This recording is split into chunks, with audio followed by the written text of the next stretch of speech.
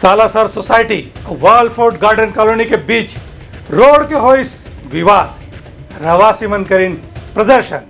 शहर में दो प्राइवेट कॉलोनी के बीच में रोड ला लेके लड़ाई झगड़ा हो गए है। सालासर ग्रीन सोसाइटी के मेन रोड ला वालफोर्ड गार्डन डहार ले पहली उपयोग करे जात रही से। एकर खिलाफ सालासर सोसाइटी द्वारा रेरा में अपील करे गई रही से। आखिरकार रेरा में सुनवाई के बाद फैसला सालासर सोसाइटी के पक्ष में दे गए है और आदेश में यह कहे गए कि वालफोर्ड गार्डन के निवासी मन द्वारा सालासर सोसाइटी के रोड के उपयोग नहीं करे जा सके। वालफोर्ड गार्डन के निवासी मन ए फैसला के विरोध में आज बहुत हंगामा करीन। उमन के कहना रही से कि जब उमन ला मकान दे गए रही से तो बिल्डर के डहार ले से वादा करेगी रही से कि उमन ला भी चौड़ा सड़क बाहर में निकले बर जरूर दे जाही। फिर आज सालासर सोसाइटी द्वारा रोड ला बंद करे ले उनकर अवई जवे में समस्या हो सकत है। प्रशासन ला इस दिशा में कोई न कोई ठोस और स्थायी कदम जरूर उठाना चाहिए।